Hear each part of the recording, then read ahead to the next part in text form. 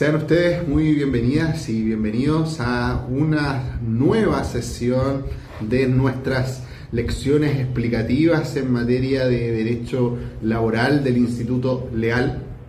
En particular, en esta sesión tocaremos un tema relevante y que, si bien no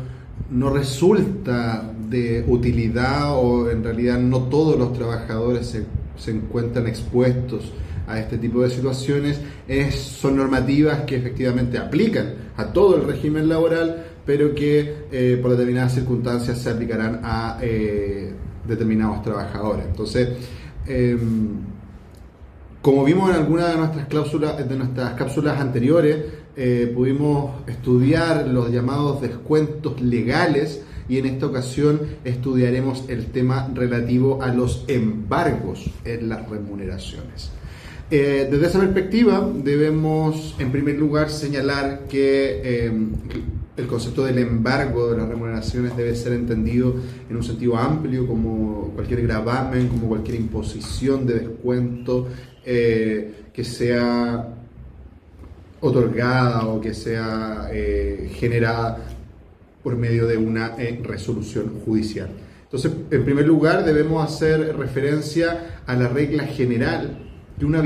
vez más, y como hemos señalado reiteradamente, es una manifestación otra vez de una norma protectora de las garantías del trabajador, en particular el artículo 57, inciso primero del Código del Trabajo, el cual nos señala un estatuto de protección a las remuneraciones, siendo el legislador quien viene a imponer una limitación incluso o a fijar una vara respecto de aquellas remuneraciones sobre las cuales no podría ejercerse ningún tipo de embargo o descuento por esta causa judicial o de origen judicial. Entonces, desde esa perspectiva, sí debemos hacer presente, antes de revisar el artículo 57 al que hemos hecho referencia del Código del Trabajo, debemos mencionar que, sin perjuicio de estas limitaciones que pueda imponer el legislador de cara a salvaguardar parte o un porcentaje de la remuneración del trabajador o la remuneración completa en el caso de trabajadores que se encuentren bajo una determinada vara,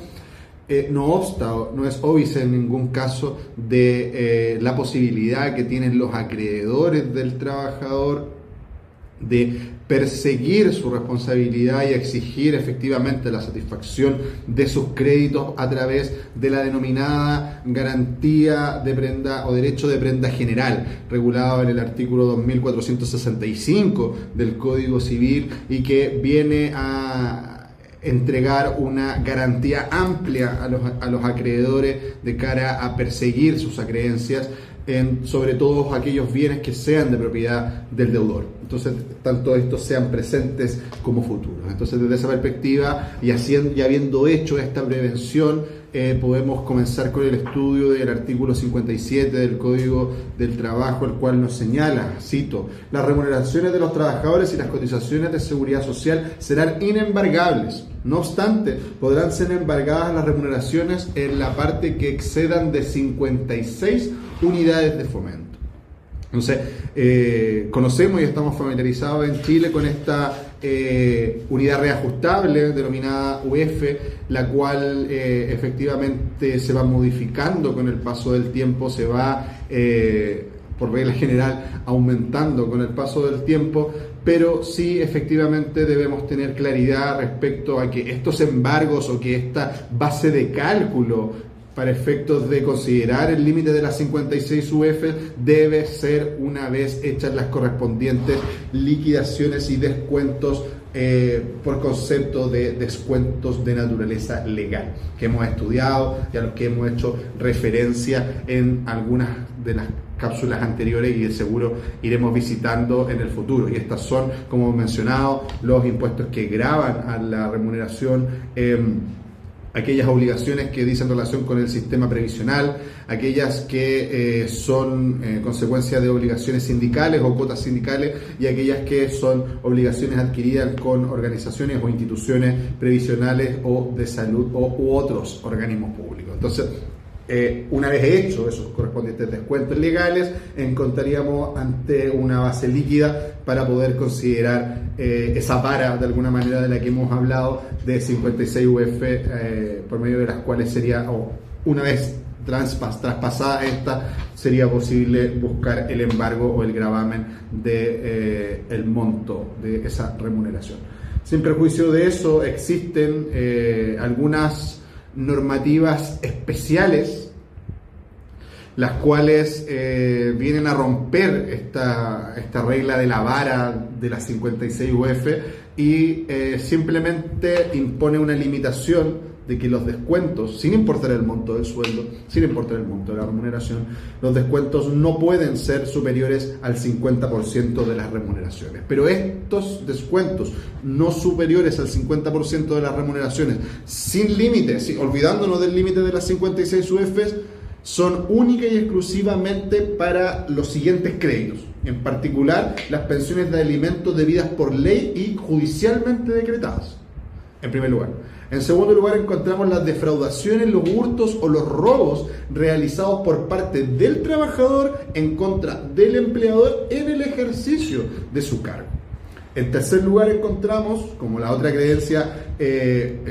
privilegiada, por decirlo de alguna manera, en la que el legislador entrega la posibilidad de acceder a aquellas remuneraciones que se encuentran bajo la vara de las 56 UF, encontramos el caso del marido declarado vicioso por parte del juez competente, haciéndose asignataria la mujer casada. Entonces, desde esa perspectiva, y ahora pormenorizadamente, pasaremos a analizar cada una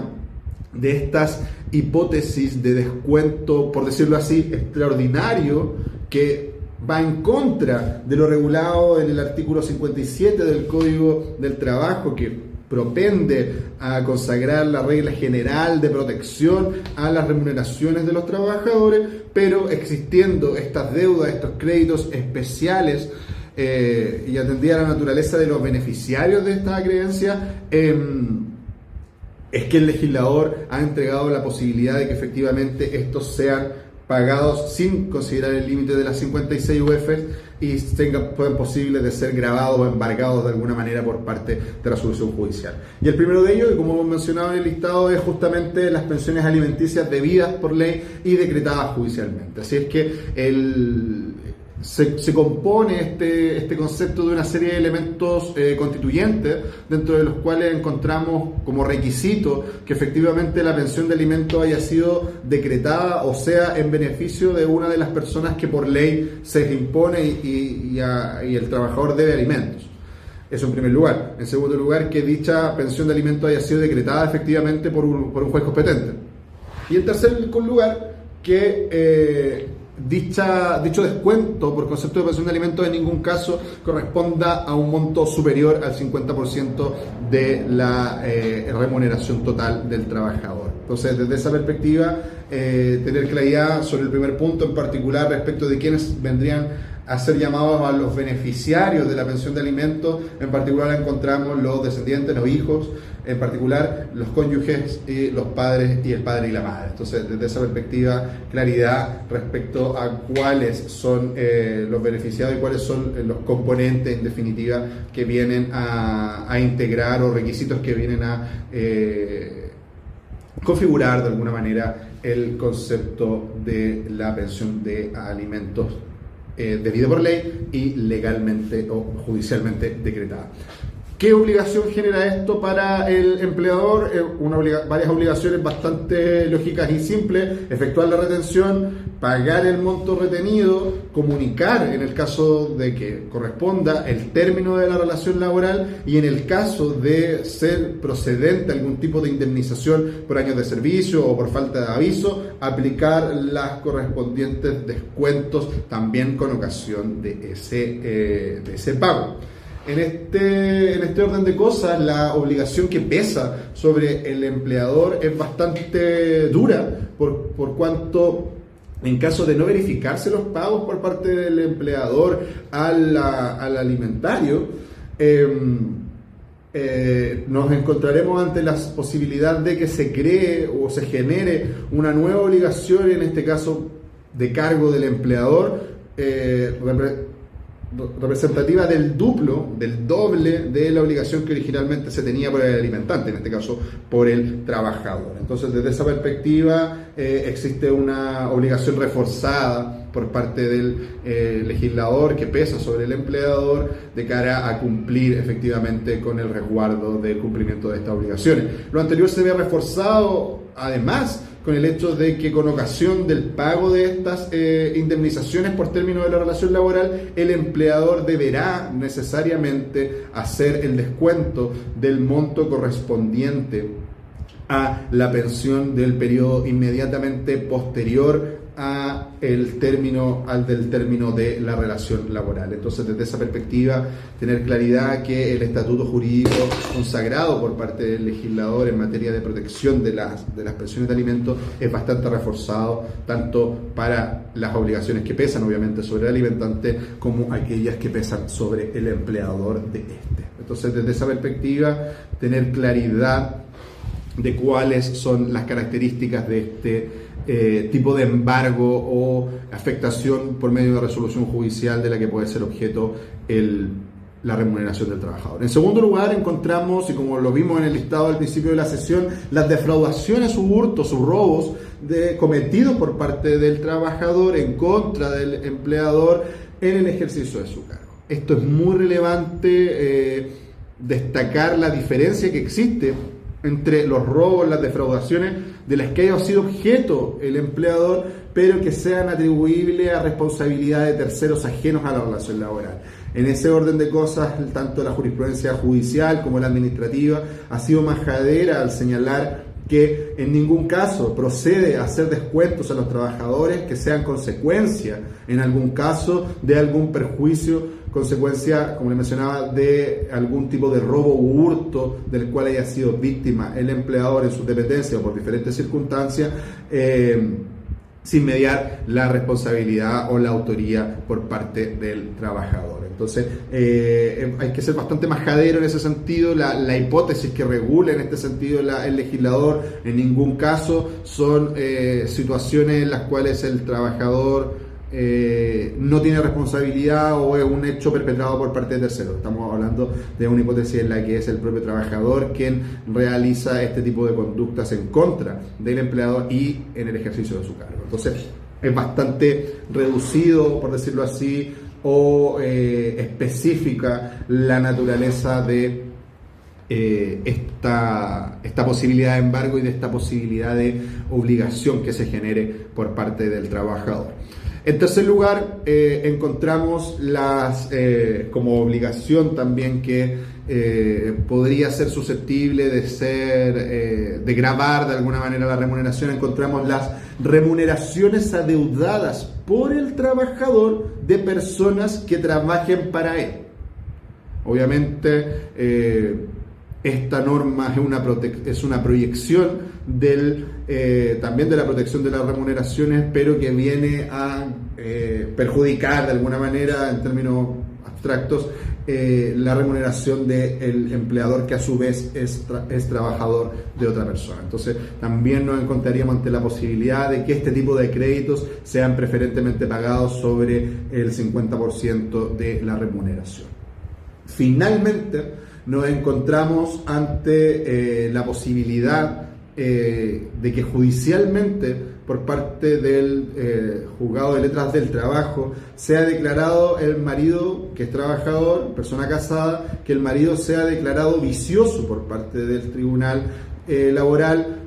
atendida las circunstancias de dilapidación de su patrimonio, en el cual se le podría imponer el gravamen de que tenga que ser retenido el 50% de su remuneración y dicha remuneración sea entregada directamente a la signataria, que en este caso sería la mujer casada. Entonces, desde esa perspectiva y con esta cuarta hipótesis, venimos a terminar las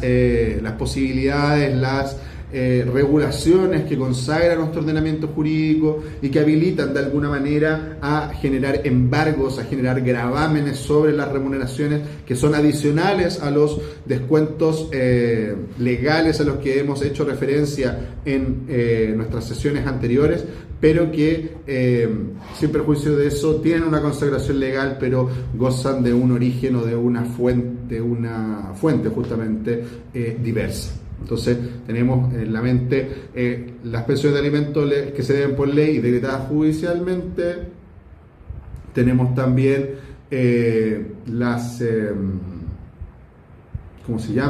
defraudaciones y los hurtos y robos cometidos por el trabajador contra el empleador en el ejercicio de su cargo. También tenemos las remuneraciones adeudadas por el trabajador a personas que trabajen para él. Y finalmente tenemos aquella declaración judicial por medio de la cual el juez detrás del trabajo declara vicioso al hombre casado. Así es que con esto ponemos término a una nueva sesión de las lecciones explicativas en materia de derecho laboral del Instituto Leal. Espero que nos veamos pronto y hasta pronto.